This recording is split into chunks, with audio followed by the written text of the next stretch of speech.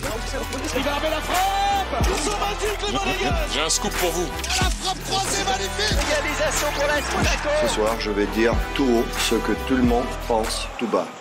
Radio Diagonale, la web radio 100% rouge-blanche.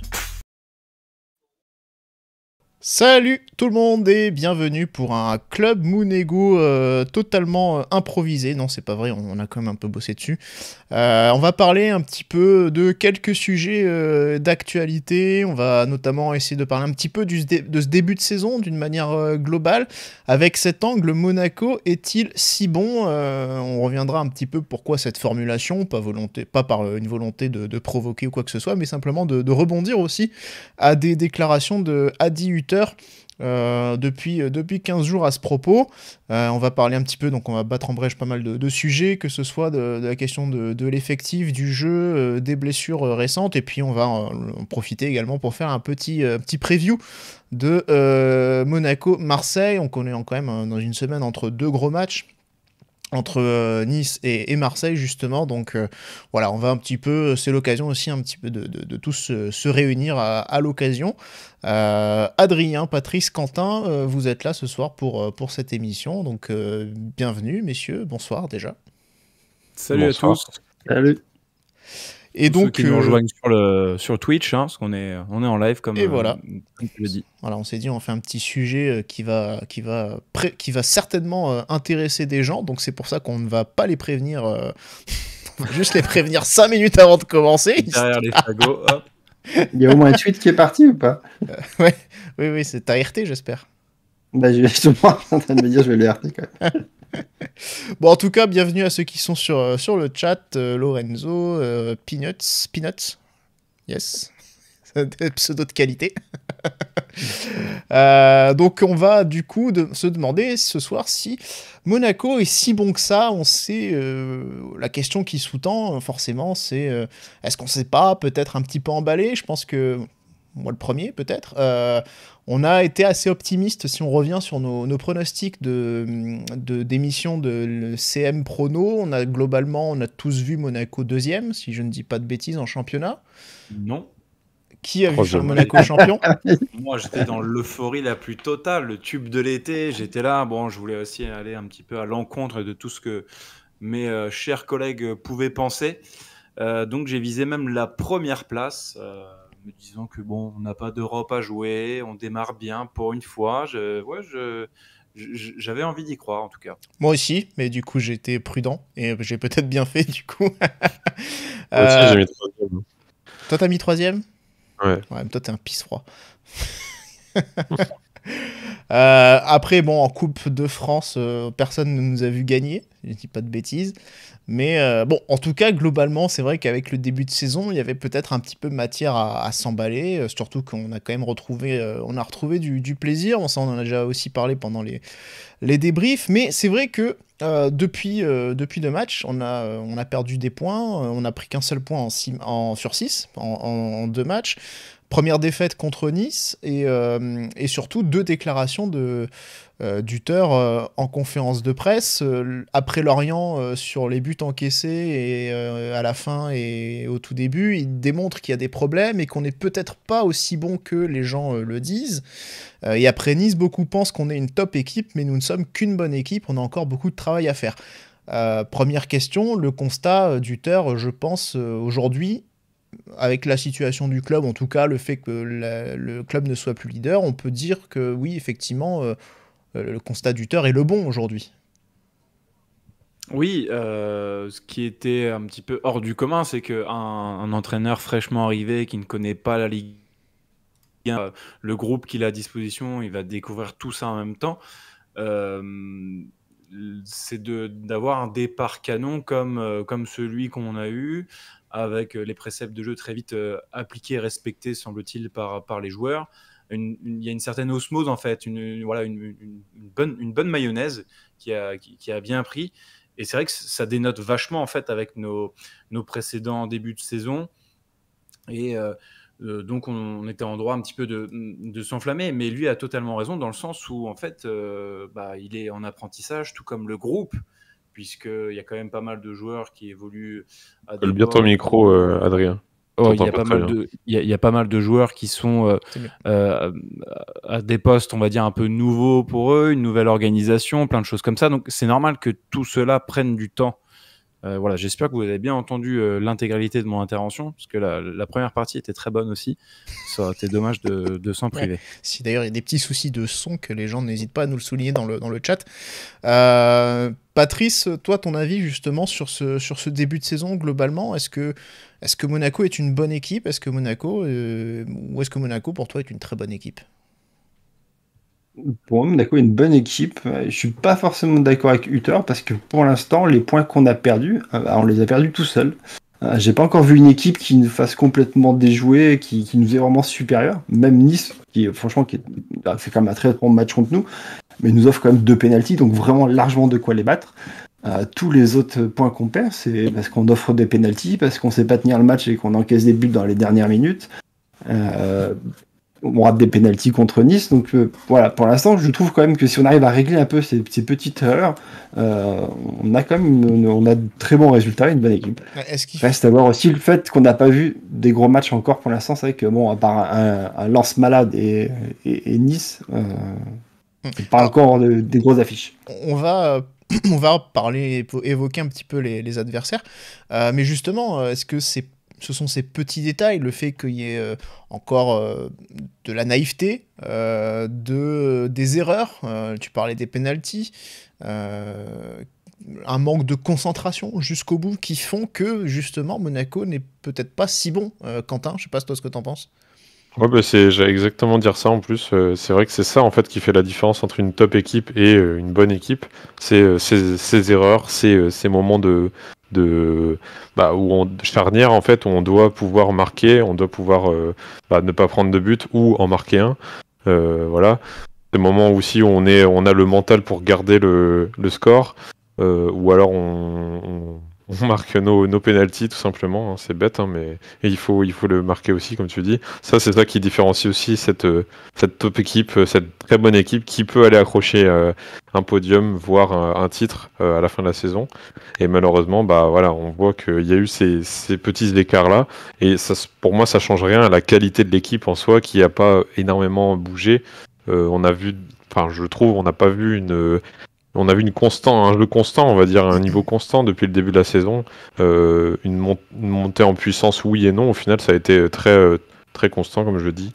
Et au final, on arrive avec une équipe qui reste fort dans ses principes de jeu, qui a un banc, on va en parler après, mais qui peut être un peu pénalisant à ce niveau-là, mais qui reste quand même bonne et qui peut accrocher ce genre de match comme on vient de vivre, comme accrocher des victoires, comme en perdre bêtement, quoi.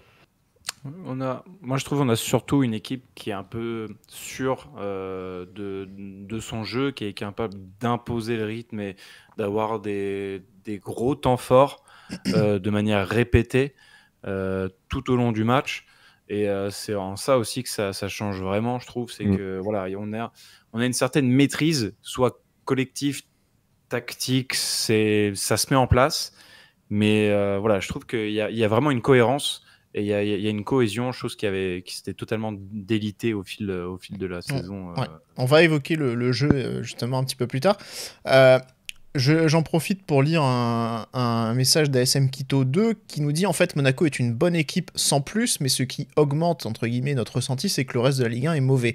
Lens, Lille, Rennes, Marseille.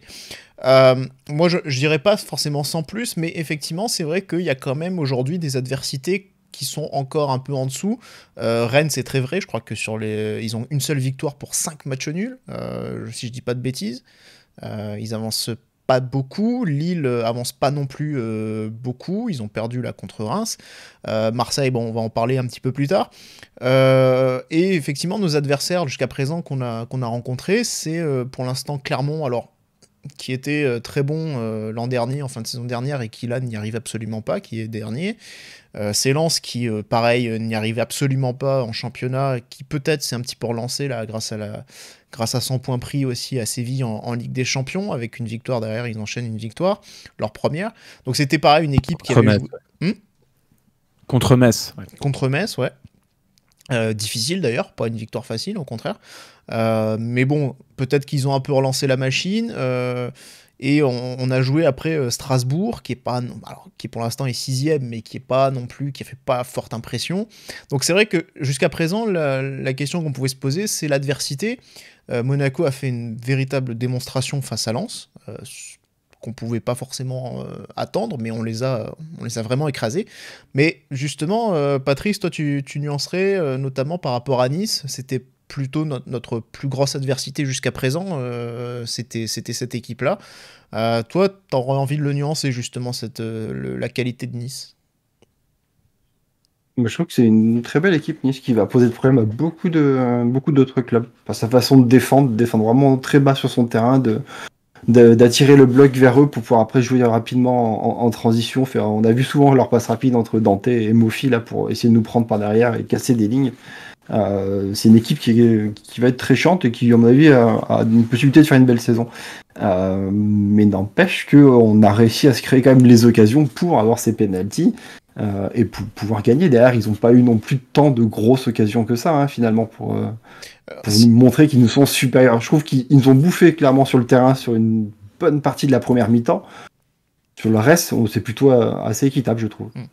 Alors justement, est-ce que Adrien, Quentin, cette équipe de Nice, est-ce qu'elle nous a quand même pas aussi emmerdé? Est-ce qu'elle a pas quand même montré des limites dans le jeu de Monaco?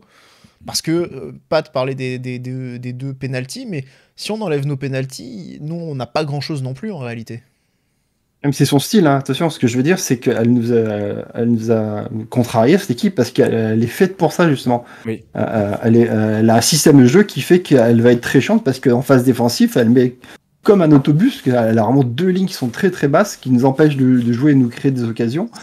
Et après, c'est très vite se projeter en contre-attaque. C'est aussi pour ça qu'ils ont eu un peu de mal, enfin un peu de mal, ils sont invaincus, mais ils ont laissé traîner pas mal de points en début de saison, parce qu'ils ont joué des équipes qui partaient pas favorites. Il y a eu que Lille, je crois, en rencontre à peu près, on va dire, de niveau similaire. Mais voilà, je pense que ne pas partir favori, c'est vraiment leur style de jeu. Ça leur permet de pouvoir poser, de poser leur principe de jeu, comme tu viens d'expliquer, Pat.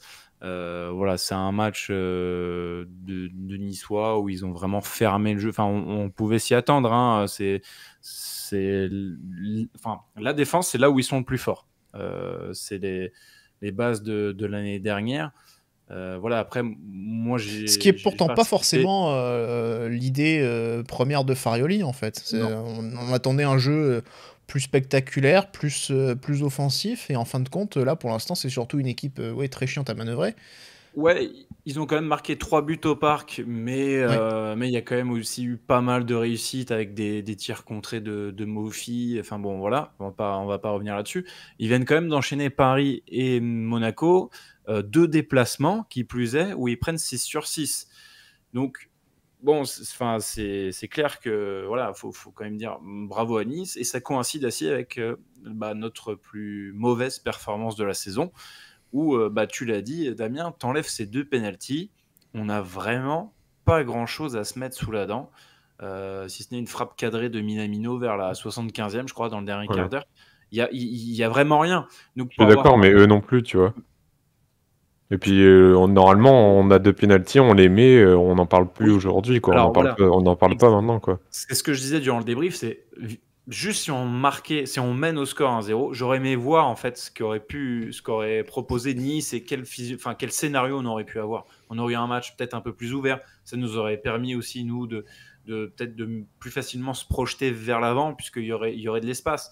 Mon plus grand regret, effectivement, et comme pour tout le monde, c'est de ne pas avoir concrétisé au moins un des 2 pénaltys. Voilà, le scénario est terrible, avec en plus le coup de poignard dans les derniers instants, comme d'habitude. J'en faisais encore un de mes j'aime pas. Donc voilà, non, c'est clair que c'est dur, mais c'est notre pire prestation de la saison. Ouais. Si on regarde un petit peu le rythme, le plan comptable, alors on a repris j'ai repris une infographie de l'équipe que je vous ai envoyée. quand Monaco était leader encore à la 5e journée, donc après la 5e journée, Monaco comptabilisait 11 points, donc ça n'a pas changé du coup. On est un petit peu en dessous du 2 points par match actuellement, ce qui n'est pas un mauvais rythme pour l'instant, mais pas forcément un rythme de champion pour l'instant. Encore un peu tôt évidemment, après 6 journées, mais c'est vrai que c'était surtout cette infographie donc, qui était sortie dans le journal de l'équipe. Quentin, elle insistait surtout sur un point, c'est que Monaco était un leader pas si fringant, qui n'avançait pas si vite. Ouais, bah ouais, ils ont titré ça une locomotive pas si rapide, effectivement. On avait un peu cette sensation de louper des points au début, là, ces derniers matchs. On a fait le nul contre Nantes, on a fait le nul contre Lorient.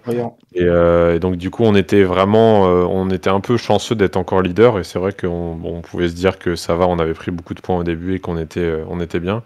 Mais force est de constater qu'effectivement, la Ligue 1 a du mal cette année à démarrer.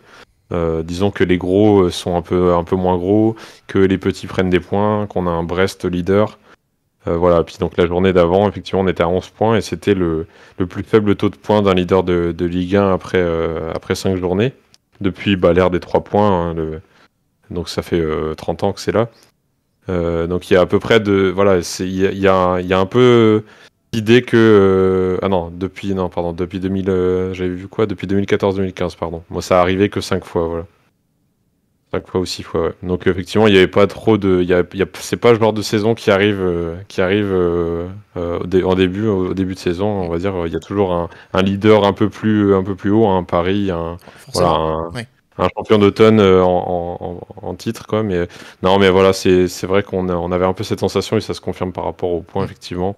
On était un peu en deçà quand même par rapport à ça, donc c'est vrai qu'il faut pas mal mettre en relief notre première place à partir de ce moment-là.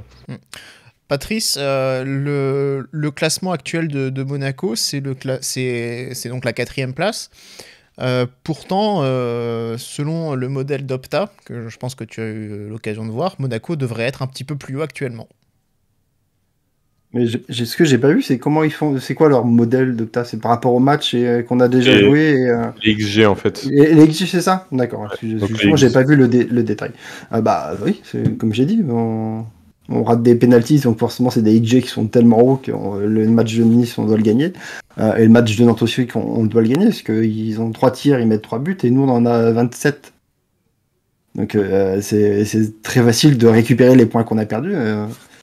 Et au final, sur nos victoires, elles sont toutes sans appel.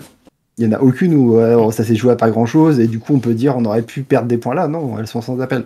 Donc oui, logiquement...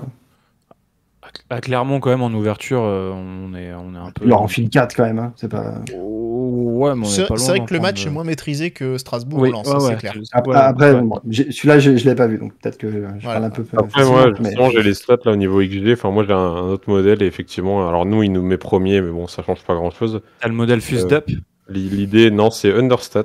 D'ailleurs, je vous conseille ce site.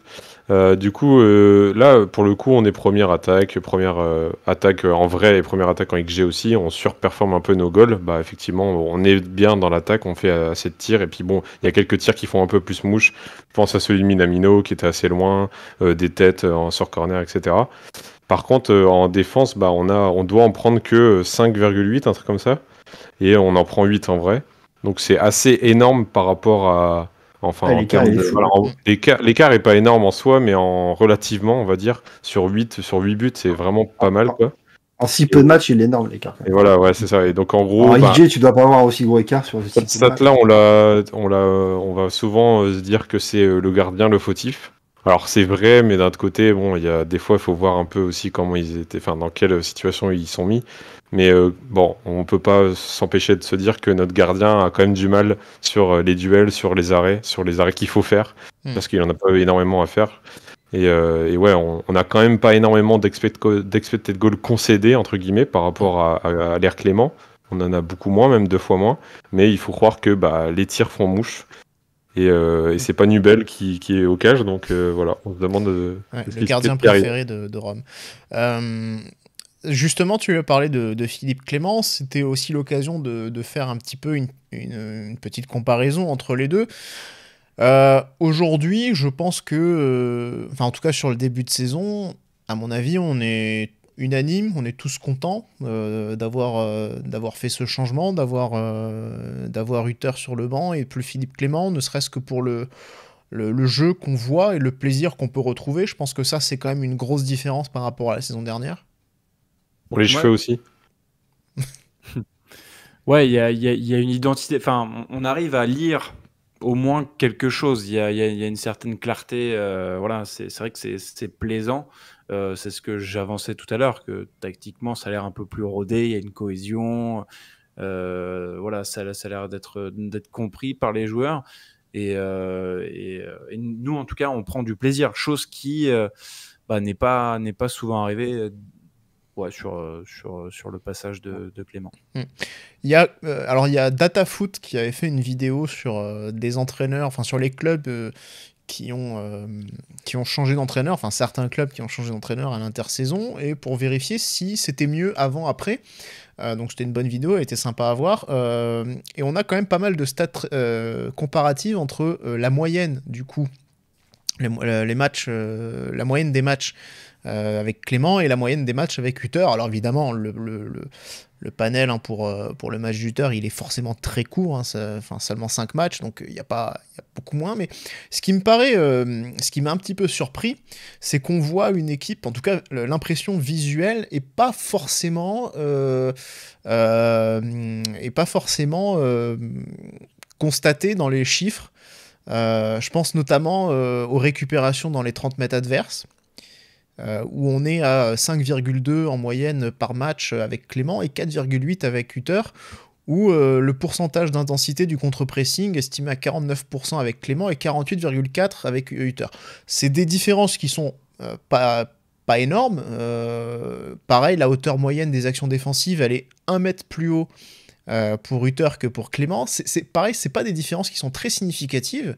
Donc c'est assez rigolo finalement de voir que l'impression visuelle, elle n'est pas forcément corroborée par les statistiques. Je sais pas ce que vous en pensez, si ces chiffres-là aussi vous ont étonné. Alors, pour le pourcentage d'intensité, pas forcément. Par contre, je pense que le nombre de récupérations, il s'explique aussi parce qu'il y a une grosse différence de possession. Parce que nous, avec Hutter, on est à 55% de possession contre 48% pour Clément, ce qui fait que du coup on a beaucoup plus le ballon, donc du coup on a moins l'occasion d'aller le récupérer dans les pieds de l'adversaire dans les 30 mètres. Donc je pense que l'écart pourrait s'expliquer comme ça. Et après, sur un pourcentage... Non, mais c'est ça. Non, mais c'est ça, c'est un biais connu, ça, c'est le fait que quand tu as de la possession, forcément tu récupères moins, et voilà. C'était le seul domaine dans lequel on était premier du championnat avec Clément. Enfin voilà, c'était le seul domaine dans lequel on excellait, à savoir les récupérations hautes dans le camp adverse. Ouais, mais on les convertissait pas, quoi. Après, voilà, c'est ça, en fait. Après, ce que tu fais avec le ballon, c'est totalement différent. Exactement. Mais après, le pourcentage d'intensité, après, ils sont quand même assez équivalents. Après, Ouais, mais tu vois, c'est ça qui me choque le plus, entre guillemets, c'est que je ne voyais pas du tout l'intensité à la récupération avec Clément. Mais pour moi, c'est la différence, elle est dans le système, en fait. C'est déjà qu'on joue pas à 3 défenseurs avec Clément, ou très peu. Et la plupart du temps, en tout cas, on l'a pas fait.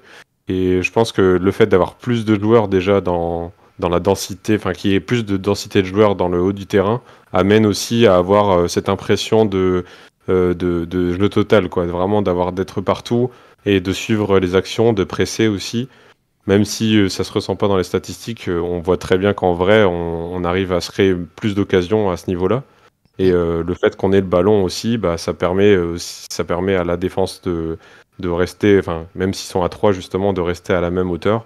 Voilà, après on sait que Clément, il prônait ce jeu-là, hein. Il avait beaucoup moi je me souviens de beaucoup d'interviews où il parlait de ce jeu offensif, de cette récupération haute, de plier le match dans les 30 premières minutes, etc.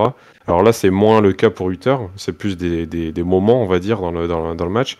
Mais avec Clément, je me souviens de beaucoup de matchs où on démarre à fond et où on finit très très mal, mais voilà, c'est peut-être ça qui compense aussi ces petites baisses d'intensité par rapport à Clément. En tout cas, sur les expected goals, il y a une vraie différence, puisqu'on est quasiment 1 point de plus du côté de chez Hutter.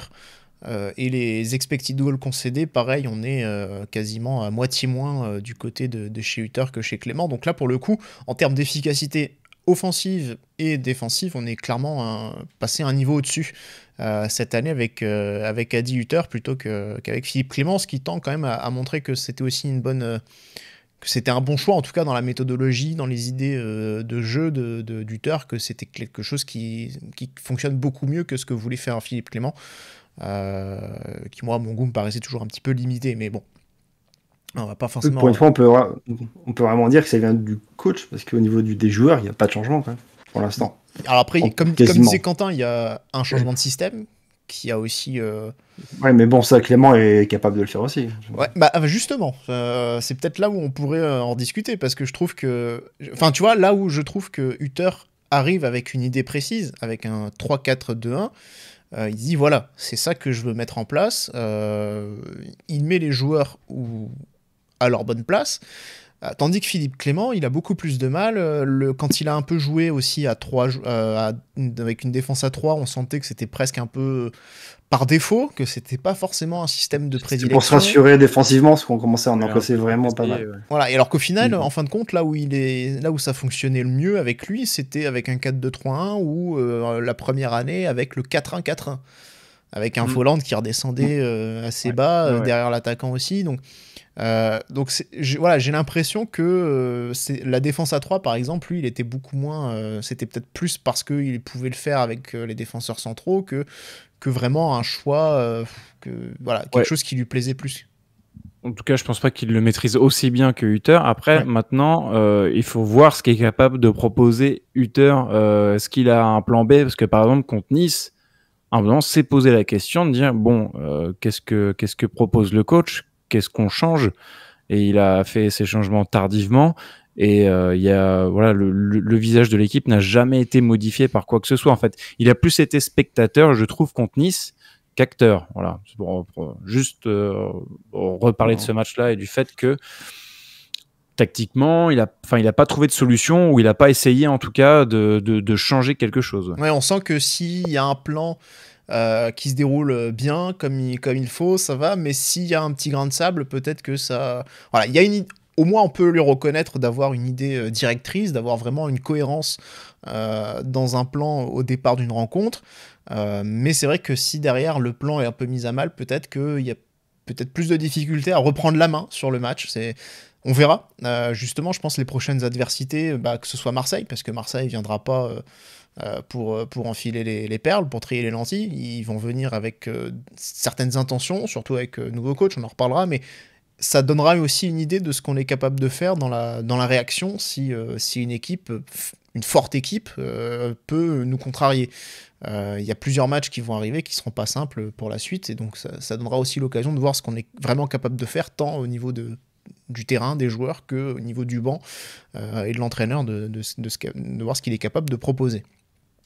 On va déjà rapidement voir oui. si il veut s'entêter dans ce système ou s'il veut s'adapter. Parce que là, du coup, avec Golovin qui est suspendu, Minamino qui est annoncé pour l'instant plus ou moins blessé, ça laisse quand même peu de choix pour mettre du 10. Donc c'est soit il va s'entêter et aller chercher du Akliouche ou faire monter un Fofana en 10, soit il va s'adapter et changer de système. Ouais, on en parlera justement un petit peu après pour évoquer le match de Marseille. Pour terminer un petit peu sur cette première partie, on peut évoquer un peu l'effectif. Alors, ça n'a pas forcément été... Il y a eu un bilan mercato, mais il n'y a pas eu forcément peut-être un bilan global sur l'effectif. Pat, je sais que tu as récemment ressorti l'extrait sur Twitter sur Caio Henrique, sur le fait qu'on n'ait pas forcément renforcé ce poste-là. Là, voilà, on a eu la très mauvaise nouvelle de la blessure de Caio Henrique, saison quasiment terminée. Au mieux, il revient au printemps, à peu près au mois d'avril, ou au mieux, donc comme Mbolo. On rajoute à ce forfait celui de Mohamed Salissou, qui est arrivé quand même blessé. On se retrouve à mettre Magassa titulaire. Alors, visiblement, ça marche bien aussi, et donc ça convainc Hutter, mais c'est vrai qu'à la base, on l'imagine pas forcément à ce poste-là. Quand il arrive, je pense pas que ce soit le projet. Quand Hutter arrive, je pense pas que le projet de base, de départ, soit de mettre Magassa axial gauche. Et par moment, la nécessité de faire redescendre Zakaria en défense centrale. Alors là, c'était un choix contre Nice pour contrer la vitesse de Terem Moffi. Sous-entendu que Maripane ne court pas assez vite pour ça. Terem Moffi, c'est pas le seul attaquant c'est pas le seul profil comme ça d'attaquant rapide, dévoreur d'espace qu'on a en Ligue 1. Si on est obligé de faire ça à chaque fois, est-ce que le mercato a été suffisant au final? Est-ce que l'effectif de Monaco est suffisant? On dit on n'a qu'une seule compétition à jouer. Est-ce que cet effectif est suffisant? Est-ce qu'il devient pas un petit peu court aussi avec les blessures qu'on a? Non, mais tu peux pas juger un mercato avec les blessures que tu as après coup. En fait, pour Caio, c'est bon. Là, c'est vraiment après coup. Mbolo, normalement, ça a été corrigé Mbolo, avec oui. la recrue. Ouais. Parce que je pense que jamais Balogun signe si. La question, c'est est-ce que surtout la ligne défensive, elle est un peu courte. C'est surtout là le problème. C'est vrai que devant, a priori, ça va. Bon, là contre Marseille, on verra Golovin et Minamino. Bon, Golovin pas là, mais on verra Minamino. On n'a pas Ben Seguir. Ok, peut-être là, c'est ponctuel, exceptionnel. Mais là, on s'apprête à faire plusieurs mois avec un titulaire blessé, absent, et un autre qui aurait dû le devenir, a priori, Mohamed Salissou. Alors, il y a un dossier durant le mercato qui s'appelait Adaraboyo, là, de Fulham, qui n'a pas vu le jour et qui a traîné, on y a cru jusqu'au bout.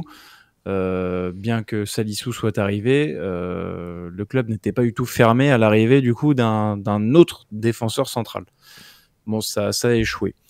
Quand on démarre comme ça du coup sur le papier, c'est bien, mais il y a ce paramètre qui est totalement aléatoire. Oui, c'est les blessures qui te tombent dessus. Que tu puisses prendre 3 semaines, 1 mois, ok, mais là c'est des blessures, c'est une blessure longue durée. Donc c'est vrai que c'est délicat. Maintenant se pose la question, en fait, le banc est pas suffisant, mais c'est surtout en fait ce contexte de début de saison où Hutter se retrouve un petit peu à bricoler à droite, à gauche, parce que il y a des absents, il y a des blessures, il y a des suspensions, il y a des petits jeunes qui devaient aussi peut-être pointer le bout de leur nez, à savoir Diop, Ben Seguir, qu'on n'a toujours pas vu en fait depuis le début de saison. Il y a quand même pas mal d'absence, beaucoup trop en tout cas. Évidemment que sur le papier, l'effectif au complet, on se dit c'est parfait. Mais là, ce début de saison, il est quand même assez terrible d'un point de vue absence. C'est vrai, ouais. Ouais. Quentin, est-ce que Monaco est un peu court là défensivement? Bon, moi, je l'avais dit pendant le point mercato, j'avais trouvé que ça allait. Franchement, là on parle de ça maintenant. Salissou, il va revenir. On n'a pas de soucis. On n'a pas de soucis en défense particulier actuellement. Enfin, j'ai pas trouvé que Magassa était catastrophique. Même notre ami. Il l'est pas, mais c'est vrai qu'à la base, c'est sans doute pas la solution numéro 1 titulaire à ce poste-là. Même notre ami Matsima, il est là. Hein, voilà, il mérite d'être là. Mais effectivement, il manque un décès.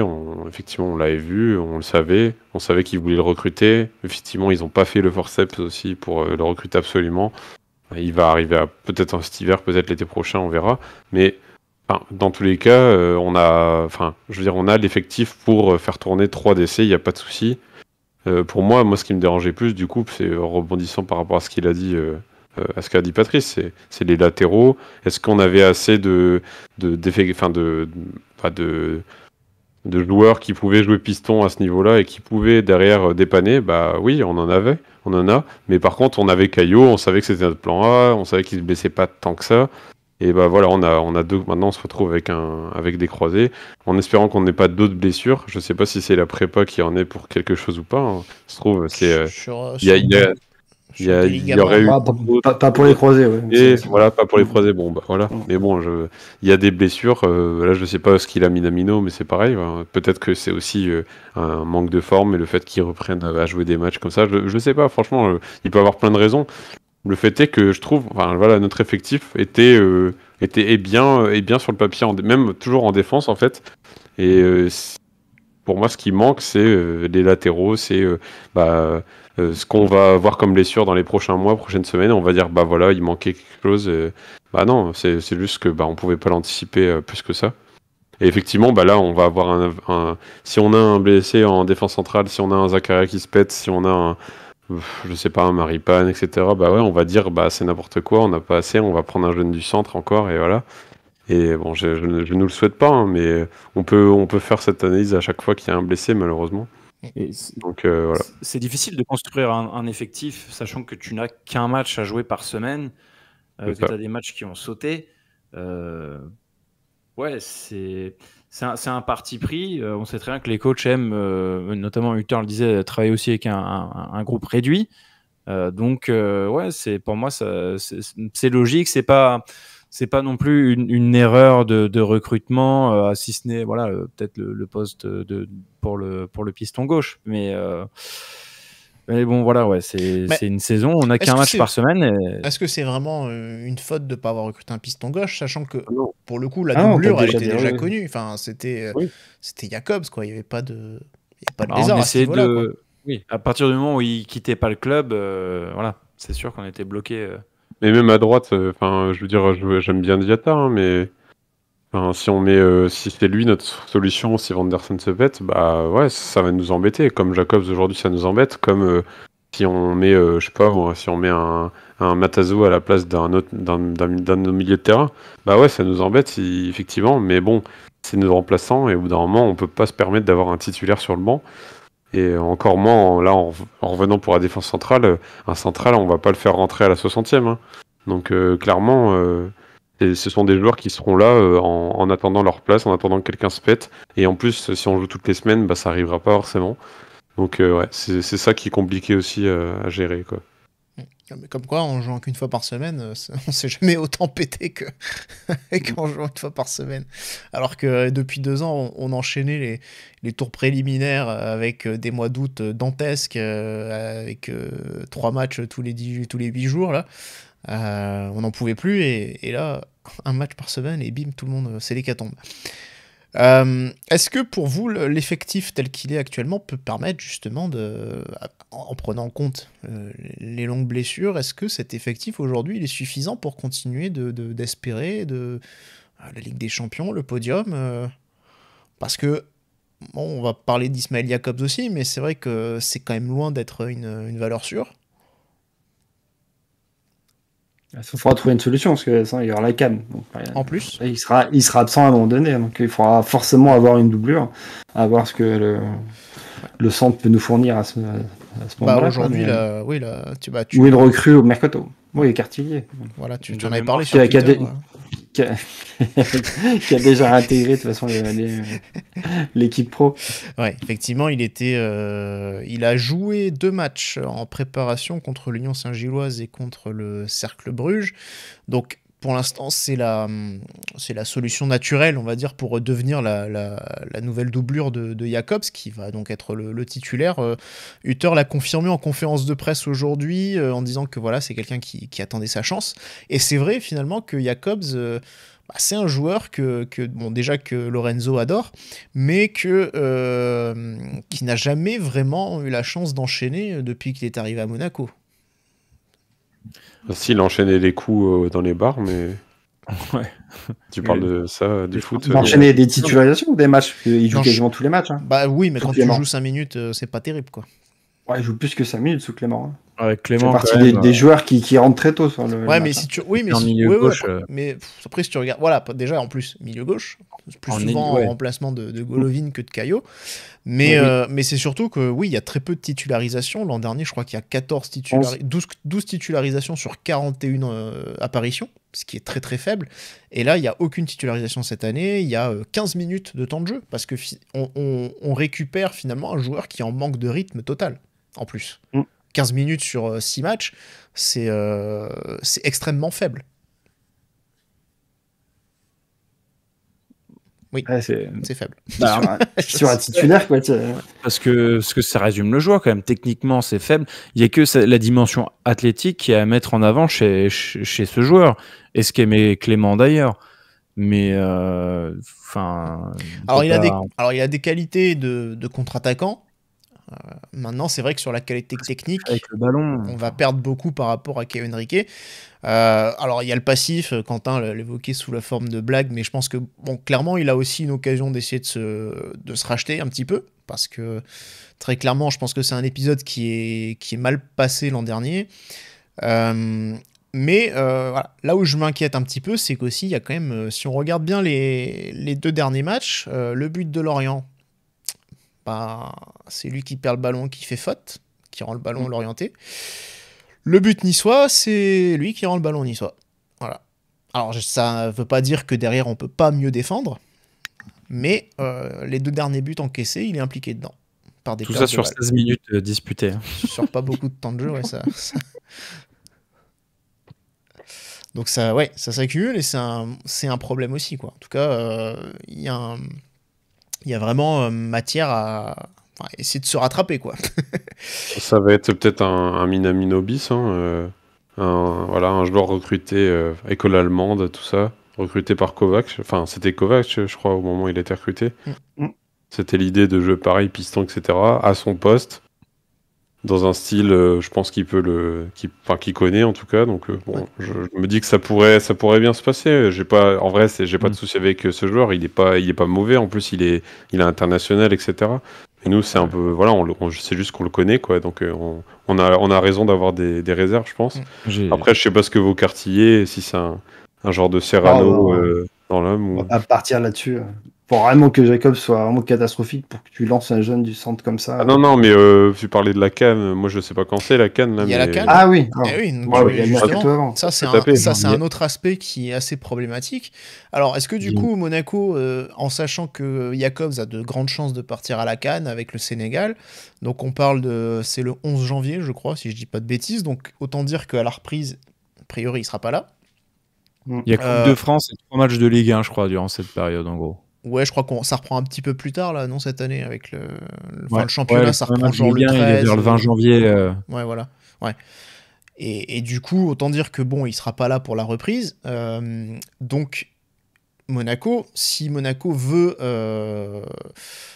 avoir un arrière-gauche opérationnel en début 2024, il va être obligé, alors soit de faire confiance à Cartillier, soit de recruter, mais si le mercato est à peine ouvert, il faudra être soit hyper réactif et hyper rapide. En mois de janvier, c'est pas forcément évident. Qu'est-ce qui est libre, qu'est-ce qui est disponible, ou est-ce que Monaco peut essayer de tenter de prendre un joker? C'est l'autre option. Je préfère cette option du joker. Après, je sais pas qui tu ramasses à la place. Batman, mais Mais moi j'ai zéro confiance en Jacobs, et que admettons Jacobs se pète, ou enfin tu vois, même chose, suspension, ou bon t'es quand même très très léger sur le poste, quoi. Donc alors rappelons j'en profite parce que je vois beaucoup de choses passer sur le Joker. Ça permet de rappeler aussi un petit peu les règles du Joker. Alors elles sont pas toujours très cool, ça implique la mort. Non, je plaisante. Non, en plus c'est pas une blague, ça implique vraiment la mort. Le Joker médical, stricto sensu, il y a 3 cas. Le premier, c'est décès d'un joueur, hein. Le deuxième, c'est que le gardien ou son remplaçant est blessé, donc ce qui implique par contre de prendre un Joker qui soit un gardien, hein, c'est logique. Et la troisième, ça implique que ce soit un international français blessé en cours au moment de la sélection. Voilà, le Joker médical, c'est ça. Donc en fait, Caio Henrique ne rentre pas dans ces cases-là. Par contre, il y a la possibilité de prendre un autre type de Joker, soit de prendre un joueur libre, soit de prendre un joueur qui appartient dans un autre club. C'est ce qui s'est passé en début de mois avec le retour de Spierings à Toulouse. Voilà, ça c'est possible. Au championnat français. Il faut qu'il soit obligatoirement en France, voilà. Donc c'est quand même très codifié, et avec une seule recrutement exceptionnel qui est limité strictement à un seul joueur en tant que joker. Voilà, c'est pas plus. Mais donc c'est vrai qu'on parle de joker médical, mais au final c'est pas un joker médical stricto sensu, selon le règlement. C'est juste la fenêtre de mercato entre les mercatos, c'est un joueur max, et puis. Voilà. Donc il faut voir qu'est-ce que Pierre qui soufflait l'idée Kurzawa, mais du coup ça serait jouable, quoi. Kurzawa par exemple pourrait être une option. Bon, alors après par contre il a encore moins de temps de jeu que Jacobs. Ouais. Non, mais j'ai vu passer pas mal de Jason Martins là sur Twitter. Ouais, Les gens aussi, qui ouais. voulaient Jason C'est- de retour. Il est toujours sous contrat, pas besoin de joker, pas besoin de quoi que ce soit. Il est là, En plus, c'est vrai il est que disponible. il est connu pour être un bon piston en plus. Alors, Et que c'est son poste de prédilection. par contre, il y a un autre joueur qui est une option en tant que piston, c'est Crépin Diatta. Plutôt à droite. Est-ce que pour le coup, il peut pas aller à gauche? Ça peut être étudié, éventuellement. Mais En c'est tout cas, toujours pareil, je comprends pas pourquoi on nous parle de Diatta en piston. Quoi. Les Bah, mecs, parce c'est un que- pur ailier. C'est bah, un ailier, c'est un pur ailier. Quoi. peut-être parce qu'Adi Hutter l'a déjà fait rentrer comme piston droit, je sais pas. Ah oui, bien sûr. Voilà. Bon, non, pour l'instant, il l'a C'est fait juste rentrer ça. comme mi-offensif. C'est juste ça. Mais Pour l'instant, oui. il est joué mi-offensif. Il a remplacé Golovin ou Minamino. Je n'ai pas souvenir qu'il ait joué piston. Alors en tout cas en prépa, il l'a fait, ça c'est sûr. En prépa, oui, il l'a fait, oui, je suis d'accord. L'autre question, j'ai vu peut-être passer aussi Edan Diop, qui était latéral droit l'an dernier, piston droit l'an dernier, de temps en temps, et qui pouvait peut-être le faire à gauche. Alors non, mais la question a été posée à Hutter aujourd'hui en conférence. Au moins la réponse est très claire. Non, je ne le vois pas comme un arrière droit. Donc sous-entendu, pas non plus comme un arrière gauche. C'est un milieu de terrain. Il joue en 6 ou en 8. Voilà, point à la ligne, c'est réglé, donc pas d'Edan Diop non plus. Donc très clairement, aujourd'hui, l'option, la doublure, ça après Jacobs, c'est Cartillier. On rappelle, il aurait dû être à Liverpool pour la première Ligue International Cup avec le groupe Elite hier. Il n'était pas finalement présent parce qu'il était avec les pros. Voilà, logique, après la blessure, il montait en gamme. D'ailleurs, curiosité, c'est Ilanoku qui joue à gauche avec le groupe Elite hier. Et en fait, on m'a dit qu'il avait une formation aussi comme latéral gauche. Voilà. Personne n'en parle en option, parce que je pense pas qu'il soit vraiment dans les papiers, mais voilà. Pourtant, il était dans le groupe au début de la saison au coup, non? Oui, il a toujours été dans le groupe. Ouais, de temps en temps. Bah, Quand c'est il le manque l'année deuxième quelqu'un, défenseur, normalement. plus quand il manque quelqu'un, ouais. Il le voyait central, quoi, j'imagine. Oui. Par contre, ouais, quand il est entré en match de prépa, que ce soit la saison précédente ou là, c'était au poste de central, ouais. Ouais. Donc voilà, c'est vrai que là, il y a quand même un gros dossier là qu'il va falloir gérer. Peut-être une option, parce qu'en France, je sais pas s'il y a, ou alors en joueur libre, je sais pas s'il y a des options intéressantes pour dépanner. Alors effectivement, t'as beaucoup vu Kurzawa, j'en ai vu aussi. Sachant qu'il est visé possiblement par la Ligue pour les chants homophobes, enfin Marseille... Enfin, les chants qui ont visé les Marseillais avec le PSG, là, il fait partie des 4 joueurs visés, donc s'il se prend une suspension en plus... Bah, sinon, Aguilar, il peut nous faire une Spearings. Mais il est pas gaucher. Hein. Bon, il est latéral, c'est bon. Ouais. Il a joué à Monaco à gauche une fois. Pas un match, mais une fin de match, il me semble. En tout cas, le profil de Cartillier, en tout cas, quand j'écoutais Barry Laro en parler à l'époque, ça fait penser un peu à un Aguilar. Un joueur qui a la générosité, qui a beaucoup de volume, capable de multiplier les courses. Donc dans ce profil de joueur, ça pourrait faire penser à un Aguilar. Après tout, voilà, hein, c'est peut-être le moment pour lui aussi d'avoir sa chance. Peut-être sur certains matchs moins difficiles, entre guillemets. Pourquoi pas. Mais bon. Il a l'air d'aller à la muscu en tout cas. Donc, c'est vrai qu'il a un haut du corps assez... oui, ça va. On demandera l'avis de Rome. Bon, voilà, en tout cas, Peanuts qui doit aller au travail.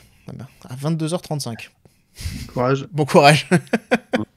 Courageux.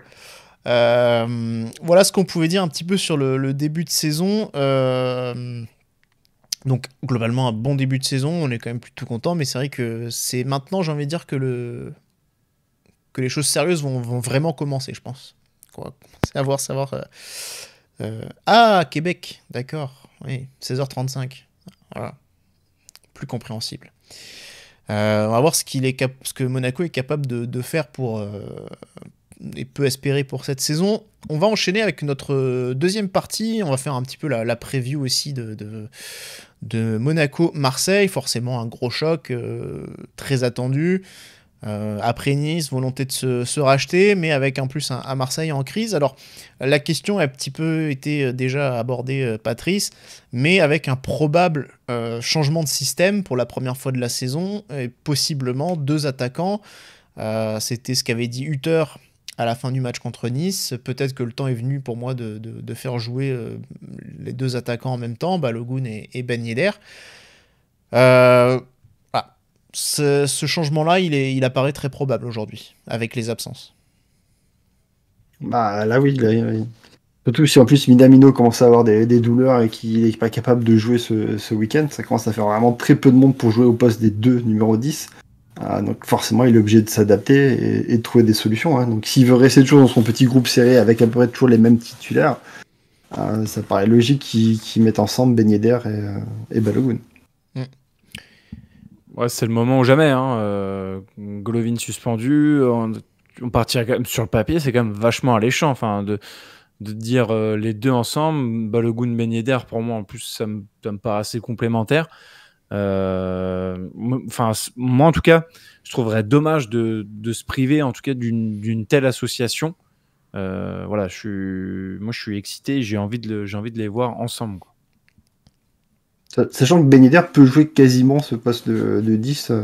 Il est assez technique pour pouvoir jouer un peu plus bas. Il n'a pas la caisse clairement pour faire le travail que fait Golovin et Minamino de pressing sur la défense, par contre ça c'est sûr. Mais je trouve qu'offensivement, par contre pour pouvoir distribuer le jeu, faire les mêmes choses que font les deux numéro 10, je pense qu'il est complètement capable. Donc on n'aurait même pas vraiment besoin de changer les positions des joueurs, d'avoir vraiment deux points. Je pense que Balogun pourrait rester en pointe et Ben Yedder beaucoup plus en retrait. Ou d'avoir un joueur qui tourne autour. Autour de qui il peut tourner plutôt. Ouais. Ça a souvent bien marché aussi. Alors, on a souvent eu ce débat sur Ben Yedder seul en pointe, avec souvent une préférence quand il était soit associé à Volland, soit quand il était associé à Slimani. C'est vrai que là, peut-être justement, le fait de le revoir associé à un autre attaquant qui pourrait embarquer d'autres défenseurs, surtout Balogun, qui est capable en plus de prendre la profondeur. C'est vrai que ça peut aussi le décharger certainement d'un peu de travail. C'est vrai que sur le papier, ouais, je suis d'accord, ça a l'air intéressant, quoi. Après, à voir si ça modifie pas toute l'organisation offensive de Hutter et en fait qu'on repartirait presque sur un nouveau système. Est-ce que aussi on va passer à 4 derrière? Enfin, qu'est-ce que ça engendre ce changement? Comme on l'a dit, son 3-4-2-1 reste immuable. Donc voilà, maintenant il faut voir qu'est-ce qu'il a à nous proposer avec ça. Moi, je suis vraiment impatient de voir ce match contre Marseille. J'attends vraiment en tournant la proposition, en tout cas, de Hutter au niveau de l'organisation. Ouais. Alors justement, on attend forcément une réaction d'un point de vue collectif, mais aussi d'un certain joueur, Folarin Balogun. Donc, on va peut-être un petit peu parler de Folarin Balogun, et puis enfin, forcément vous introduire ça avec un petit jingle que nous a concocté notre ingé son Pierre. C'est parti, jingle. Il était jeune, il était beau, il était appelé Folarin Balogun. Certains ont cru voir en lui un personnage mythique. 35 million euro signing from Arsenal. Tous ceux qui l'ont connu ne comprennent pas. J'étais surpris au départ. Ils ne sont pas au bout de leur surprise. Il en a manqué un à la 10e minute, très peu de pas d'élan. Comme tout à l'heure. Un carnage prémédité et réalisé de sang-froid. Longtemps, on n'a pas voulu voir sa dangerosité. Un si gentil garçon, ça n'était pas possible. Voilà, faites entrer l'accusé, Folarin Balogun. Alors, c'est pas forcément le procès de Balogun aujourd'hui, mais il y a quand même des attentes forcément autour de lui. Et c'est vrai que ce qu'on a vu contre Nice, c'est pas forcément ce qu'on espérait voir de sa part. Non. Alors, en tout cas, pardon, mais c'est la meilleure prestation de Pierre depuis qu'il nous a rejoint.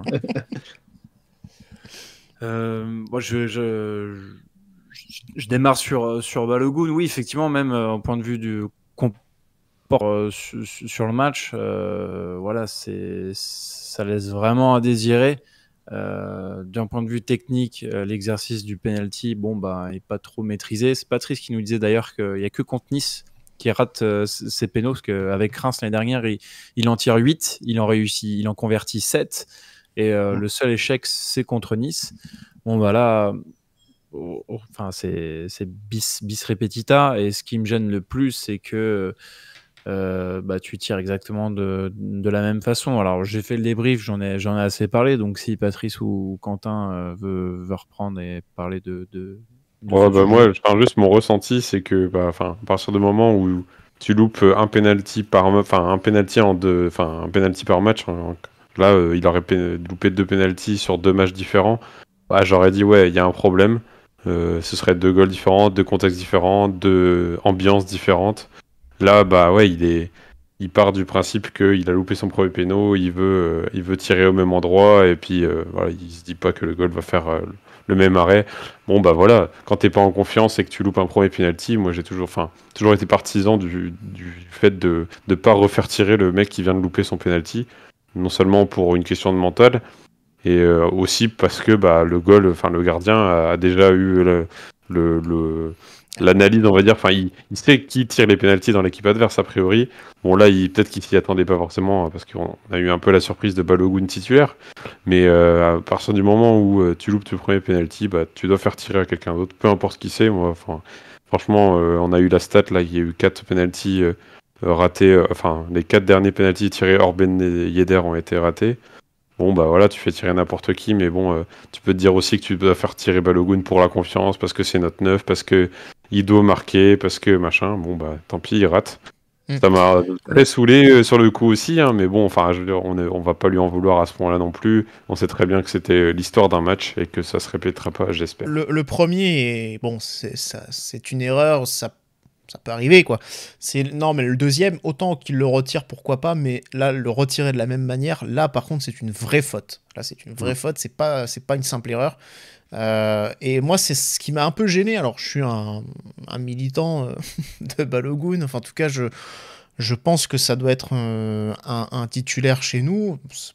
Je renvoie évidemment au club Mounegou Prono, où je l'avais mis titulaire devant Ben Yedder. Je pense que ça doit l'être, mais c'est vrai que je pense que dans l'attitude, il doit encore changer quelque chose. Pour ce qui est du choix du tireur, Hutter a dit, il a redit d'ailleurs encore aujourd'hui, c'est les joueurs qui décident sur le terrain. C'est décidé aussi en partie parce que Ben Yedder n'y est pas à ce moment-là. Mais on m'a rapporté du stade que par 2 fois, finalement, il prend le ballon dans les mains de Minamino et de Golovin pour tirer. Voilà, ça semble un peu démontrer aussi que voilà, il est peut-être un peu dans l'attitude, certes volontaire, mais que en termes de collectif, il montre encore un certain individualisme. J'ai pas aussi aimé sa sortie à 2 à l'heure, alors qu'il est remplacé. Voilà, en marchant, pour moi, il aurait dû un petit peu se presser aussi. Voilà. Il y a des choses dans l'attitude qui m'ont pas beaucoup plu. Je pense qu'il faut qu'il comprenne qu'il n'est pas à Reims, qu'il n'est plus à Reims, que là, c'est aussi un step au-dessus. Même s'il vient d'Arsenal, mais il jouait pas. Mais voilà, je pense qu'il doit comprendre que Monaco, c'est un step au-dessus, et je pense que dans l'attitude, il doit peut-être un peu se réaliser où est-ce qu'il est aujourd'hui, et de se remettre un peu les idées à l'endroit. Je doute pas qu'à la fin de saison, à mon avis, je pense qu'on en sera très content, parce qu'il aura marqué plein de buts, et j'espère ça de lui. Mais voilà, je trouve que dans l'attitude, il y a encore des choses à revoir sur Balogun. Bon, après, je me dis, c'est le 9 titulaire. C'est lui qui me tirait les pénaltys à Reims. Et franchement, il en a marqué 7 sur 8, comme tu dis. Donc, il n'y a pas de raison qu'il les tire mal. C'est à lui de tirer les pénaux. Et pour moi, franchement, je leur ferais. Je disais que j'étais pas partisan qu'il retire, etc. Mais pour moi, le premier tireur, ça doit être lui quand même. S'il est titulaire, s'il n'y a pas Ben Yedder sur le terrain, c'est au 9 de tirer. C'est à lui de tirer. Franchement, je vois pas qui pourrait les tirer à part Balogun. On me disait ah ouais, mais si ça avait été Golovin, si ça avait été Caillot, si ça avait été Minamino, mais franchement ces mecs-là, on les a jamais vus tirer de pénaux en match hors séance de tir au but. Et encore, on a vu ce que ça donnait dans les séances de tir au but. Coupe du Monde, Rodez. Voilà, non mais voilà, au bout d'un moment, même tous les autres, oui. Voilà, je me suis dit ça aussi, tout ça. C'est vrai que sortie de Ben Yedder. Voilà. Ouais, l'an dernier, il y avait un raté de Disasi, il y avait j'ai plus les Mbolo. Bon, Mbolo qui en avait mis un quand même aussi contre Belgrade, Adrien le rappelait. Ouais, c'était pas de chance, Mbolo. Mais pour moi, c'est le 9, quoi. C'est l'attaquant qui doit tirer. C'est pas un problème, en fait. C'est un faux problème qu'on se dit, c'est qui le tireur qui doit tirer, tout ça. C'est lui qui va tirer le prochain péno, hein, si on en a un contre l'OM qui est titulaire, qui est pas moi, ce que je préférais, moi, pour le coup, ce que je préférais, c'est qu'il y ait une vraie décision de la part de l'entraîneur sur ça. C'est-à-dire qu'il y ait au moins un joueur prédéfini. Alors, quand Ben Yedder n'est pas là, du coup, parce qu'on se doute que quand Ben Yedder est là, c'est lui, forcément, c'est logique, c'est le meilleur tireur. Mais quand il n'est pas là, il faudrait qu'il, pour moi, il y ait une hiérarchie qui soit quand même posée par l'entraîneur et qui dise, après, que le mec se sente pas, qu'il dise, je préfère le laisser parce que je le sens pas de problème, mais qui est au moins un numéro 1 quand Ben Yedder n'est pas là, plutôt que d'avoir un moment d'hésitation, un mec qui prend le ballon des mains des autres, enfin tu vois, un truc qu'on n'a pas forcément envie de voir, quoi. Ouais, mais ça c'est dû à une absence de charisme ou de leadership de la part des mecs qui avaient le ballon dans les mains aussi, tu vois. Ou peut-être que Balogun avait vraiment envie de se racheter et que les gars ont fait bon allez vas-y et qu'ils ont lâché le ballon, tu vois. Mais Golovin, Caillot, c'est des mecs qu'on aimerait peut-être plus voir dans l'exercice du péno et qu'on voit rarement, quoi. Ouais, Caillot, si tu le vois dans l'exercice, à mon avis, t'as le mollet qui part avec. Là, ouais. T'as la jambe qui part avec le ballon, malheureusement. Tu ne verras pas trop l'exercice. Non, je suis d'accord avec toi aussi. Je pense à eux parce que sur le terrain, au moment du deuxième péno, bah, je vois que eux ou Minamino, quoi. Ouais. Dans l'attitude, je suis d'accord avec toi, Damien, aussi, c'est que, enfin, pas dans le sens où il prenait le ballon et c'est lui qui s'impose, ça je trouve ça très bien. Après, qu'il soit déçu de sortir, machin, bon, ça, effectivement, c'est un peu relou, mais bon, c'est pas grave. Mais le fait qu'il tire ce penalty en disant, allez, je me pose pas de questions, il prend très peu d'élan, il attend pas, il tire ça, t'as l'impression que c'est nonchalant, parce qu'en fait, c'est juste qu'il veut pas se poser de questions et qu'il veut pas réfléchir trop, parce que sinon, il sait qu'il va faire de la merde. Bah, pourtant, il le fait, au final, en réfléchissant pas trop, bah, il tire au même endroit, et voilà, il fait de la merde quand même. Du coup, c'est ça l'attitude qui m'a embêté aussi, c'est que, à partir du moment où t'es un footballeur professionnel, tu sais engager la pression, tu sais garder ça, tu dois savoir que tu dois pas tirer au même endroit, comme tu dis, la faute professionnelle, tout ça. Mais bon, c'est un truc qu'il va apprendre, c'est un truc qu'il va pas réitérer, j'en suis sûr. Et c'est pas j'espère, j'en suis sûr. Et puis voilà, on n'en parlera plus comme d'un mauvais souvenir à la fin de la saison. On me dit prendre 2 bouteilles d'eau et dit la concurrence, c'est la concurrence. J'ai pas la ref. Qu'est-ce que quelqu'un l'a? Non. Je sais pas du tout. Le seul truc avec la bouteille d'eau que j'ai, c'est Romain Molina, mais après... le pack de cristal. Les affaires sont les affaires, peut-être que c'est ça qu'il veut mettre. Mais c'est avec un cocktail plutôt que... Ouais, bah là c'est la bouteille d'eau, là c'est bon. La concurrence, ça sert à rien. Bon, j'ai pas la ref en tout cas. Toujours est-il que pour l'instant, Hutter a entretenu le flou sur la possible titularisation ou non de Balogun. Il a dit qu'il ne savait pas encore, il verrait. On peut en tout cas se demander, se dire que probablement on pourra peut-être jouer avec 2 attaquants, a priori. Mais si ça se trouve avec un seul, on verra, parce que y a quand même un joueur qui revient, enfin qui peut prétendre à une place derrière l'attaquant. Si Minamino est aussi disponible pour garder le système, c'est Marnes Akliouche. Quel meneur du coup derrière? Minamino est incertain, il a été ménagé à l'entraînement ce jeudi. Petite douleur à l'adducteur, donc on verra s'il est disponible. S'il n'y a un seul joueur disponible à ce poste, le problème sera peut-être réglé. Puisqu'en plus Ben Seguir n'est pas encore prêt, il a juste repris avec le groupe aussi aujourd'hui. Donc quel joueur derrière l'attaquant ou les attaquants est-ce qu'on serait prêt à faire confiance sur un gros match comme ça contre Marseille à Magnès Akliouche?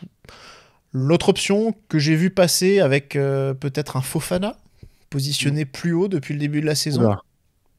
Ouais, si. Le triangle Fofana, Camara, Zakaria, je le sens venir. Ouais, bah moi j'aimerais bien confier les clés à Akliouche. Ouais. S'il y a... De toute façon, moi je préfère voir Balogun, Ben Yedder ensemble, démarrer ensemble. De toute façon, il y aura au pire Bouadou pour remplacer l'un des deux. Donc c'est pas comme si on avait personne sur le banc aussi devant, mais Après, s'il y a 2 meneurs, bah, c'est Akliouche, Minamino. S'il y a qu'un meneur en l'absence de Minamino, je préférais mettre Akliouche. Mais je pense que Hutter, lui, partirait sur cette option que Patrice et que tu as vu aussi dans les tweets, à savoir avoir le triumvirat Camara, Fofana, Zakaria. On est d'accord que Maripane peut défendre Aubameyang en vitesse. Ça, Aubameyang, il court plus si vite là maintenant, si. Encore. Ouais. Donc non, Aubameyang, c'est pas sûr en fait, parce que on va parler de Marseille, mais a priori 4-3-3, je pense qu'il sera plus sur un côté. Donc pas forcément lui qui défendrait. Lui, il défendrait plus sur Vitinha, je pense. Ouais. A priori, j'imagine. Mais ouais, effectivement, alors plutôt Akliouche. Pareil, hein, évidemment, on aime le foot.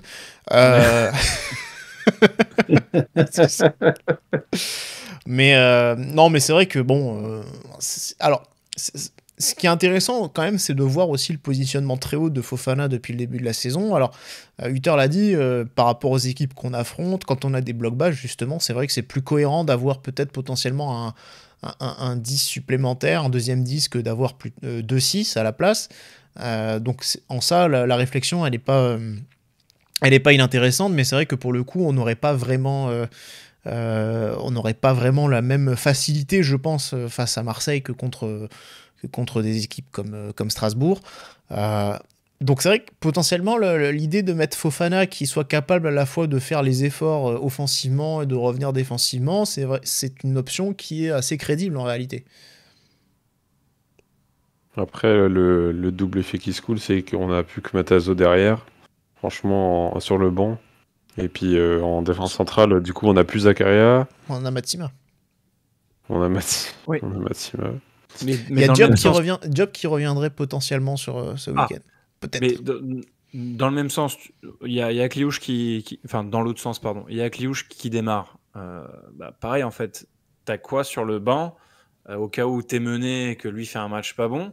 Qu'est-ce que tu peux faire comme changement? Rien, en fait. Diatta. Ouais, donc à 3. Sur une aile, pas en 10, quoi. Ouais. Oui. Décidément, il est déjà rentré aussi. Il est rentré en 10. Quoi, c'est aussi notre option, quoi. Mais là, c'est le seul 10. Quel est l'assassin qui a fait rentrer Diatta en 10? Non. Non, ça, c'est du Clément dans le texte, ça. C'est n'importe où, mais tant qu'il est sur le terrain. Ouais. Mais non, mais voilà. Après, moi, je suis d'accord. Je pense que c'est l'occasion aussi de donner sa chance à Akliouche. C'est un jeune joueur. Je pense qu'il doit ronger un petit peu son frein aussi depuis l'année dernière. Alors, voilà, il participe à plus de matchs quand même. Hein. Oui, il méritait pas forcément non plus de jouer davantage avec son niveau affiché, parce que il n'est pas devenu incontournable comme a pu le devenir Ben Seguir très, très vite et tout de suite. Il paye son éclosion. Hein. Ah oui. Il paye l'éclosion de. Bien sûr, mais là, son cas sportif, contractuellement aussi, il y avait ce problème-là. Oui, il y a eu problème, mais là ça a été réglé du coup. Mais c'est vrai que là, pour l'instant, en plus, il n'a pas il n'y a pas l'ombre de Ben Seguir sur lui. Il a l'occasion entre guillemets, d'essayer de convaincre Hutter de gagner sa place. C'est peut-être ce match-là pour lui. Et Akliouche avait déjà pris part à un gros match, je ne sais pas si vous vous en souvenez. Ouais. C'était au Parc, où il avait eu la particularité aussi d'entrer et de sortir, d'être remplaçant et d'être remplacé. Tout comme Anthony Martial à Nantes sous Jardim, mais ce n'était pas pour les mêmes raisons. Quand même, Akliouche avait fait un bien meilleur match. C'était juste parce que le gars était cuit, courait dans tous les sens. Ouais. Son entrée a été, pour le coup, unanimement saluée. Je pense que c'est peut-être un des rares matchs qu'on retient vraiment d'Akliouche, où on se dit là, il avait vraiment fait un bon match, une bonne entrée en tout cas. Et puis il a mis son premier but. C'est ça, clairement. Ouais, non, mais voilà, du coup, est-ce qu'on peut dire que Akliouche pourrait avoir sa chance? Bah écoute, on peut lui souhaiter, en tout cas. Ok, Paga. Bon, peut-être un dernier mot pour terminer sur Marseille, l'adversaire forcément. Donc Marseille, club en crise, très clairement. Ouais. Voilà. Attends, on peut pas... Donc avec un nouvel entraîneur, Gennaro Gattuso. Alors personnellement, moi j'adorais le joueur. L'entraîneur, sans doute un petit peu moins. A priori... il est aussi sanguinaire en tant que coach aussi. Hein. Ouais, ça va être drôle quand il va aller au local Naples, de Rachid Zerwal. Mais ouais, donc en tout cas, Marseille, ça a pas mal bardé là, ces dernières semaines, avec le départ de Marcelino qui, bon, très clairement, je vais pas dire que c'était une erreur de casting, mais c'est vrai que juste avant qu'il parte, j'avais dit quand même que c'était un entraîneur qui, peut-être au niveau de la remise en question, ça pouvait être problématique si il faisait pas un peu un effort, parce qu'on avait l'impression qu'il avait pas l'air super super bon dans ce domaine-là. Bon, bah finalement l'aventure s'est arrêtée plus tôt que prévu. C'est sans doute pas son choix de partir si tôt. Je pense que le contexte l'a poussé aussi dehors. En tout cas, très clairement, c'est vrai que la patte Marcelino depuis le début de la saison, elle était pas très bonne. Donc là, Marseille, très tôt dans la saison, repart de 2-0, repart d'une feuille blanche quasiment, avec Gattuso, qui était déjà pressenti à l'époque, il y a quelques semaines aussi, pour remplacer Laurent Blanc à Lyon, qui finalement c'est Fabio Grosso. D'ailleurs, 3 entraîneurs italiens en Ligue 1, je sais pas si c'est pas un record dans le même temps. Donc là, a priori, selon la dernière séance de travail d'entraînement aujourd'hui, ils auraient plutôt joué en 4-3-3, ce que je disais tout à l'heure. Donc c'est potentiellement dans ce système que Gattuso pourrait faire évoluer l'OM. Il va pas tout révolutionner en si peu de temps. Hein. Non. Il arrive beaucoup trop tard pour le match, pour faire quoi que ce soit. Là. Non. C'est plus pendant la trêve qu'il va travailler, à mon avis, avec les joueurs qu'il a à disposition aussi. S'il a des changements à faire tactiques, mais là, il doit forcément aller au plus simple pour pouvoir faire jouer ses joueurs ce week-end, sans qu'ils soient perdus sur le terrain. On parle d'une crise quand même pour un club qui, avant Paris, était invaincu, il me semble. Ouais, qui n'a jamais perdu. En Ligue 1, qui ne passe pas, se viande totalement dans ce fameux. C'était même pas le tour préliminaire. Hein. C'était le tour préliminaire. Oui, c'est barrage, pardon. Ouais. Tour préliminaire puis barrage. Voilà, nous, ça nous arrive souvent aussi. Là, c'était contre une adversité quand même assez faible comparé au PSV, ce qu'on avait pu avoir précédemment. Bon, on a vu le Slavia Prague. Après, ils ont vraiment chié leur match retour, parce qu'ils doivent passer 100 fois sur le match retour. Ouais, non, bien sûr. Donc, je trouve que c'est aussi un peu les supporters qui, malheureusement, et le contexte, qui se sont mis aussi eux-mêmes dans cette crise. Bien sûr que quand tu passes de Tudor et ce qu'essaie de mettre en place Marcelino, faut bien se mouiller la nuque. Parce que je pense que tu t'amusais bien avant, et là avec Marcelino, limite, c'est toi qui, tu laisses le ballon à l'adversaire quand tu joues au Vélodrome, et qu'en face tu joues Reims ou d'autres équipes, ça fait un peu tâche. Donc ça, c'est sûr que je te rejoins dans le sens où c'est un peu une erreur de casting. C'est pas pour ça qu'il part aussi, c'est ça le truc, c'est que, je sais pas ses résultats quoi, clairement, c'était pas fameux, mais c'était sa première expérience à l'étranger. Tu savais que c'était c'était pas tout de suite qu'ils allaient avoir des résultats. Et là, en plus, je veux dire, ils recrutent un gars qui est quasiment, il y a toutes ces, j'ai pas connaissance de tout ce qu'il a fait avant, Gattuso, mais il a pas fait non plus des trucs des expériences hyper fameuses quoi, récemment en tout cas. Il sort. Je me souviens qu'il a été à la FIOC pendant quelques semaines. Et au final, il s'est barré. Il n'a même pas fait un match. Oui. Et avec le contexte marseillais, moi, je comprends pas. C'est vraiment un feuilleton, quoi. C'est sulfureux. Après, et ça se trouve, ça peut très très bien marcher. On va rien comprendre ils ont eu Bielsa, ils ont des mecs, chance quand même. Un Tudor, des mecs qui sont qui ont un peu ce tempérament volcanique. Justement, ça, dans le Vélodrome, ça peut tout à fait coller. Hein. Ça peut prendre. Lui, c'est vrai qu'on connaît tous le joueur que ça a été.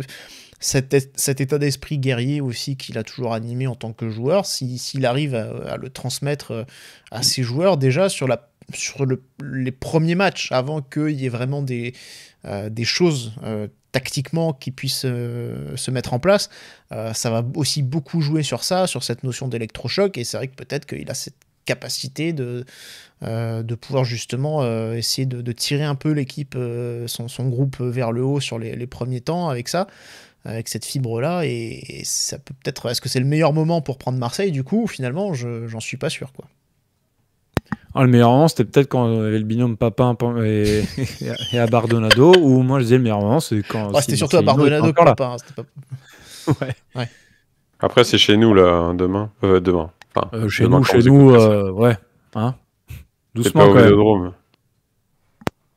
Oui. Non, mais bon. Après, vous me dites crise pour les Marseillais, mais en fait, est-ce qu'au niveau des joueurs, il y a vraiment une crise? Parce que, genre, c'est quoi leur impact? Ils ont juste changé de coach, quoi. Sinon, c'est quand même pas mal déjà si tu changes de coach, c'est que t'es quand même un peu dans la panade. Il y a énormément de nouvelles têtes Non, aussi. puis même, Je veux oui, dire, c'était quand même prévisible. Ils ont changé. Enfin, il y a énormément de joueurs qui. Je pense qu'ils sont qui dans ont une changé saison, d'une saison à l'autre. une En plus période du coach. frustrante, déjà. Ouais, et puis surtout... Ils vivent ce que nous on a vécu, cette déception, cette désillusion de pas participer à la Ligue des Champions. Oui, c'est ça. Je pense que finalement, c'est un mal qui les a aussi atteints. C'est vrai que nous, on en a beaucoup souffert par période l'an dernier, avec beaucoup de bas, et on sentait que ça avait atteint le moral des troupes. Je pense qu'ils ont aussi expérimenté ça, eux, cette année. Il y a ça, je pense que aussi le système de jeu fait que... ils n'avaient pas les joueurs pour jouer en 4-4-2. Enfin, je veux dire, ils ont recruté Correa. Je veux dire, c'est un attaquant de soutien, le mec, il le fait jouer milieu gauche, quoi, tu vois. Donc c'est un peu... C'était pas très cohérent. Là, je pense que j'imagine... il y aura peut-être un peu plus d'adaptation, de pragmatisme, on va dire, de la part de Gattuso que Marcelino, qui avait des idées bien arrêtées et qui, certainement, ça a pas dû forcément bien passer tout le temps. Enfin, voilà. Marseille en crise, mais espérons surtout qu'on ne relancera pas Marseille samedi, à l'occasion de ce match, de cette confrontation, ce duel au sommet. Puisque voilà, c'est quand même une histoire et une adversité quand même bien ancrée du côté de Monaco avec l'OM. Et puis on a le match de l'année dernière à faire oublier quand même. C'est vrai que c'était un match... deux, je parle. Ouais, bien sûr, c'était un match particulier. On se rappelle la blessure d'Amin Harit. On se rappelle du deuxième but et du troisième but sur le coup franc, ce qu'ils appelaient, j'aimais bien l'expression, le CFC. C'était le coup franc cacahuète. J'aime bien cette expression. Dès qu'il y a de la bouffe, façon. Ah bah oui, j'aime la petite cacahuète là qui vient saupoudrer ton boboon là. La praline et tout ça. Ouais. Et d'ailleurs, avec on n'est pas verni avec les buts à la 90e là, si ça revient encore avec l'OM là. Ouais. C'est un des débuts du syndrome. Je m'étais appuyé sur ce match-là comme point de départ, et ensuite j'avais regardé le nombre de fois où on prenait des buts dans le temps additionnel, où le sort du match se décidait dans le temps additionnel et en notre défaveur. Il y a au moins 6-7 matchs. Donc voilà, on va évidemment espérer que Marseille ne profite pas de cet électrochoc pour nous mettre la pilule à la maison. On va essayer de se faire respecter à la maison et essayer de repartir de l'avant. Parce que c'est vrai que finalement, on a fait donc un peu ce premier bilan, alors qui arrive pas forcément au moment d'une trêve ou quoi, un peu entre deux. Mais c'est vrai que si jamais il n'y a pas 3 points contre Marseille samedi, au final, début de saison raté. Alors, il n'ira pas jusqu'à rater, mais c'est vrai qu'au final, il sera plus mitigé que ce qu'on moyen. peut dire. Là, notre état d'esprit, c'est énormément de regrets. Parce que Nantes, Lorient et Nice, les 2 pénaux. Mais en vrai, tu foires Marseille, ton début de saison, il est raté, je suis désolé. On compare aussi aux saisons précédentes. Pour une fois, moi j'ai regardé la saison précédente, sur les 5 premières journées, on a 3 matchs où il y a un expulsé. Là, à chaque fois, on a été à 11 contre 11, il y a déjà ce mal en moins. Je veux dire, cette fois-ci, on est sur un début de saison normal. Et donc, moi, pour l'instant, je suis un peu, c'est ce que je disais, j'aime pas ce début de saison. Pour l'instant, je suis un peu déçu parce qu'on a laissé passer trop de points. Ouais, je comprends. Et effectivement, c'est surtout de pas les regretter plus tard. Voilà, c'était cool de faire cette petite émission. Je sais pas si vous avez quelque chose à ajouter. Merci Pierre. Merci pour le générique, c'était sympa. Ouais, très Bonne sympa. saison à toi. Faudrait le poster sur Twitter là. Ouais, parce qu'il faut savoir que il faudrait faire des extraits sur YouTube à part. Parce que c'est vrai que je crois que sur le débrief de samedi, je crois que personne n'est là parce que Pierre a dit qu'il était dispo, si je dis pas de bêtises. Bah, du coup, il assure le débrief tout seul. Oui, ou alors on attendra le lendemain pour le faire sans lui. Non, blague à part, effectivement, si on parle du débrief, je pense que ce sera plutôt dimanche, a priori. Ça semble plutôt partir sur dimanche. Adrien va vérifier de ce pas. Ça va prendre 2 heures, donc je vais lancer quand même la conclusion et la fin. Et pas d'attendre la réponse, mais a priori, voilà, ça sera plutôt dimanche qu'on débriefera et pas forcément samedi soir. Ouais, le problème, c'est que vous avez discuté, vous et Pierre, depuis le sondage, et ouais, ça prend 2 jours. Ouais. Effectivement, il y a personne. Il y a vraiment tout le monde qui a mis en plus pour la blague. Il y a que toi dimanche soir. C'est tout. Ouais, d'accord. Ok. Bon, je pense que quand même on devrait avoir moyen d'en faire un. Ou alors tout le monde a voulu vraiment faire la blague en mode pas dispo, j'en sais rien. Ça m'inquiéterait un peu quand même que sur ce match on ait personne. Mais bon, au pire, je ferai un truc tout seul avec des auditeurs comme avait fait Quentin la dernière fois. Une fois. Bon, en tout cas, voilà, c'était cool de pouvoir renouer un petit peu avec l'exercice des clubs Mounegou. C'était aussi un petit peu le projet, Adrien, de faire ça de manière plus régulière cette saison. Donc, première étape du contrat checké, rempli. On espère évidemment du coup vous en proposer d'autres au fur et à mesure au fil de la saison, et sans oublier bien sûr les débriefs. Donc a priori, comme je vous disais, on vous donnera a priori rendez-vous dimanche pour le débrief de Monaco-Marseille. Voilà, portez-vous bien et Dage Mounegou. Ciao ciao.